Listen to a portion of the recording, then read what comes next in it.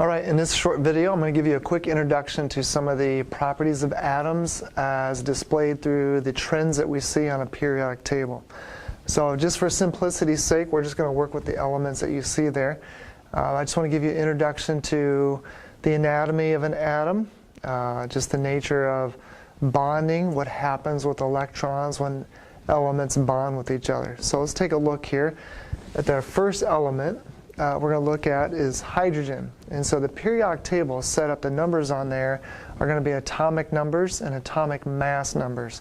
Atomic numbers refer to the number of protons. The atomic mass numbers refer to the total mass of the atom, including its protons and neutrons and electrons. But electrons are essentially much less in mass than protons and neutrons.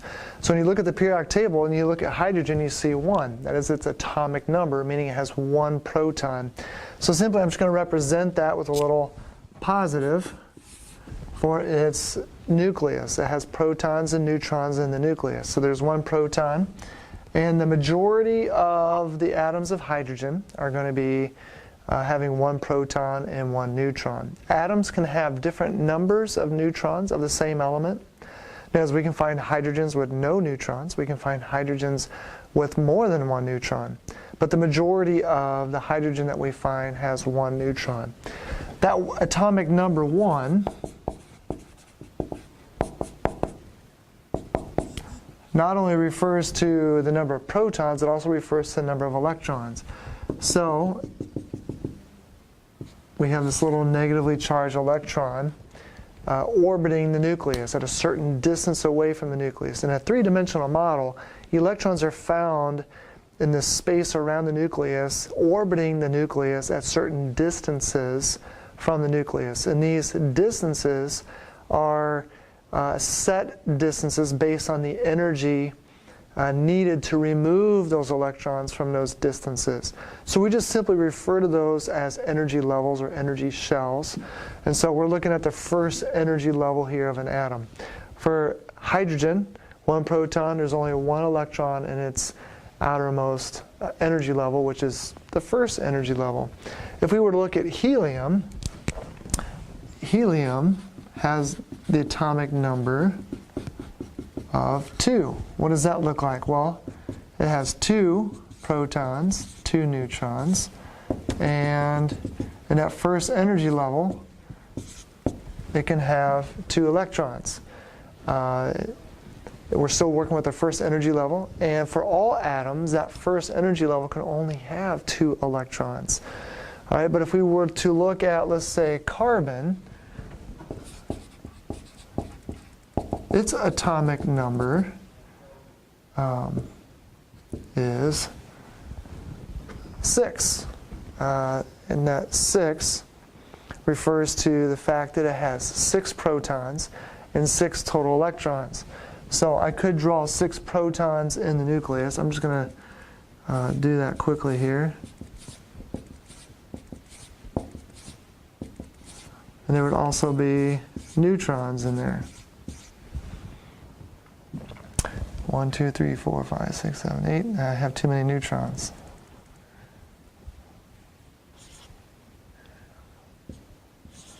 Okay, you get the idea.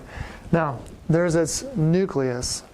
There's 6 electrons. We're going to have 2 electrons fill up that first energy level. And that's really, you can think of it like that's all there's really room for, or an affordable amount of energy to keep those 2 there. So where do the other 4 electrons go? It goes in the second energy level.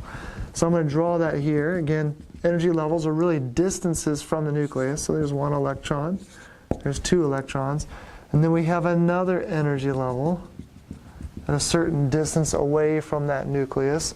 And that's going to be have the other 4. So the first energy level has 2 electrons. The second energy level has 4 electrons. Now, all atoms demonstrate this behavior, this tendency. What it desires to do is to establish stability. And what atoms' stability looks like is having that outermost energy level be full, be complete, fill up its maximum number of electrons. So for hydrogen, its outermost energy level is the first energy level. It has one electron. It could take one more, and that would fill up that first energy level. So right now, even though it's neutral, meaning that the positive proton and the one negative electron, those charges cancel each other out. So as a whole, the atom doesn't have a charge. It's not necessarily stable, meaning that it desires to get to a state where there's stability, where its outermost energy level has maximized the number of electrons it can hold. That's what we see with helium. Helium has 2 valence electrons, and those 2 electrons fill up its one energy level. So we would say it's not only neutral, it's also stable. And everybody in that column, that final column of the periodic table, is going to be stable. Its outermost energy level has a maximum number of electrons that it can hold. Carbon, not so much. It's neutral. The number of protons equals the number of electrons, but it's not stable. Carbon has 4 valence electrons. It would require 4 more electrons to complete its outermost energy level. So we see this pattern with energy levels and the maximum number of electrons it can hold. So in the first energy level, we're only getting 2 electrons in there. In the second energy level, we're getting 8 electrons in there. In the third energy level, there's 8. And it gets a little bit more complicated as we go on, but for simplicity's sake, we're going to stop there. So carbon has a total of 6 electrons. 2 go in the first energy level. The remaining 4 are found in that second energy level. So for carbon to become stable, it wants 4 more electrons. How do atoms do this? Through chemical bonding. Let me show you an example of that. So I'm going to restructure, re-represent what that carbon atom looks like. So I'm going to just put a positive in here to represent that it has a positive nucleus. All right, it has 4 valence electrons. It desires 4 more. Well, if you can think, hydrogen has 1 valence electron, and it would love to have 1 more to make it complete. So in this case, what you're going to have is hydrogen is going to share its 1 electron, and this carbon is going to share this electron with this particular hydrogen. So as it is right now, hydrogen is complete, stable, because it's sharing its electron, and it's getting a shared electron from carbon. So hydrogen is complete, but carbon is not yet complete. How does carbon become complete? It's going to need 3 more atoms who are willing to share its 1 electron. So notice what we have here. Each hydrogen has its 2 electrons that fills up that first energy level, making it stable. And now carbon has its 8.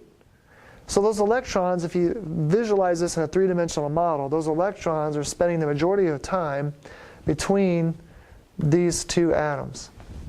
And so since it's a shared time, this hydrogen gets complete, and this carbon is now complete when it bonds with those 4 other hydrogens. So we would call this a chemical bond. Other atoms will demonstrate the same behavior by not sharing electrons, but just simply transferring electrons. Let me give you an example of that.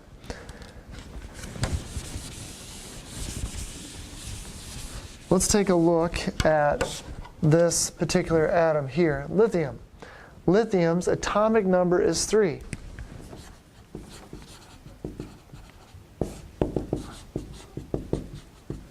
What does that mean? It has 3 protons and 3 electrons. And now remember our rule. 2 of those 3 electrons go in the first energy level. So again, I'm just going to represent the nucleus here with just 1 positive, just reminding all of us the nucleus is positively charged. So here's the first energy level with 2 electrons. And then here's the second energy level with 1 electron. I could re-represent that by just doing this.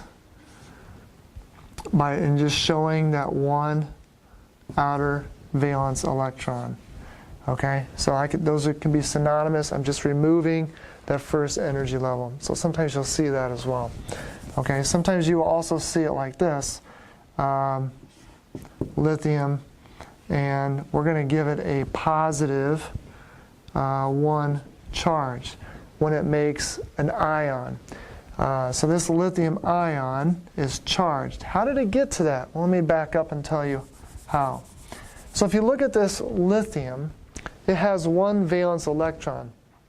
Right now it's neutral, that overall it's not charged. It has 3 protons, 3 electrons. It's neutral, but it's not stable. So what's going to be easier in terms of energy? Is it going to be easier to expend energy to pull 7 electrons away from another atom or group of atoms? Or is it going to be easier in terms of energy for lithium to lose that 1 valence electron so that its first energy level is all that it has and it's full, giving it stability? Well, it turns out it's actually easier to lose that 1 electron. Well, it's not just going to randomly go somewhere. Somebody's going to pull it away. Somebody's going to have a stronger attraction for that. So let's jump over to the other side of the table. Let's look at fluorine. Fluorine has 7 valence electrons. It only needs 1 more. So if I were to represent that, so here's my positive nucleus. Here's the first energy level. It's 2 valence electrons. Here's the second energy level. 1, 2, 3, 4, 5, 6, 7. Let me just exaggerate this a little bit. So there's the second energy level. It has 7 valence electrons. It just needs 1 more. So in a chemical reaction, when these 2 atoms collide, there's enough energy there in a collision to bump this electron away from lithium, and the attraction fluorine has is going to pull that electron away, and it's going to literally take it away from lithium, and this electron now becomes part of fluorine. Well, now all of a sudden we have charged atoms. In the process, lithium becomes positive and fluorine becomes negative. And those oppositely charged atoms form what we call an ionic bond. An ionic bond is just simply a chemical bond between 2 ions. What happened here? There was a transfer of electrons. In a very, very small amount of time, that electron might spend some time over here in fluorine or in lithium's electron cloud, but for the far majority of time, that electron that fluorine received away from lithium, this is now gone, and that electron is now over here. That negatively charged electron now made the whole atom of fluorine negative, and the removal of that 1 electron from lithium made the whole atom positive. Charged atoms are now called ions. A 1 positive and a 1 negative, this forms an ionic bond. Or previously, carbon and hydrogen, in that case, here was carbon. Carbon had 4 of its own electrons, and it's getting 1 from each hydrogen. But each of those hydrogens are not transferring electrons, they're actually sharing them. Because hydrogen wants its outermost energy level, which is the first energy level, it only needs 2. So if it shares 1 with carbon and carbon shares 1 with hydrogen, each of those hydrogen atoms are also stable.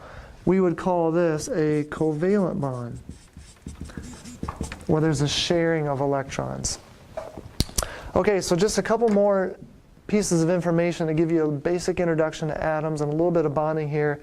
The periodic table, as you go across the rows, the atomic numbers increase. So they increase by increments of 1, representing the number of protons increases by 1. That's really what gives the atom its identity. The properties of boron is because it has a set number of protons. The properties of carbon is because it has 6 protons. The properties of oxygen is because it has 8 protons. But that's also the number of electrons it has. Atomic number is 8 for oxygen, meaning it has 8 protons. It also has 8 electrons. So you take those electrons and you fill them in with energy level. 2 of them go in the first. That's going to leave 6 in the second energy level. So oxygen would like to get 2 more electrons to become stable. This final column on the periodic table represent elements that are all stable in its natural state. So up here in the upper right-hand corner, we call these nonmetals. They tend to desire, they want to gain electrons to become stable. And over here, these first 2 columns are metals, alkali or alkaline metals, they tend to want to get rid of electrons to become stable. And in between here we have those metals that we normally refer to as metals, and those electrons move freely outside the nucleus. They're not found in these predictable energy-based distances from the nucleus, giving them the properties of being great conductors of heat and electricity. So the desire to gain electrons increases as you go up and over the table, and then the atoms, the elements that desire to release, get rid of electrons, those are found in columns 1 and 2. So it gives you an introduction to the periodic table, some of the trends we see with the table, some of the basics of the anatomy of atoms, and a little bit about how atoms bond, either transfer electrons, which in the metals case release, nonmetals gain, or where they share electrons, where atoms are sharing electrons, where those electrons are being shared by both atoms, helping each atom gain its stability or completeness. So hopefully that gives you a good introduction. It gives you a springboard to launch into some more research.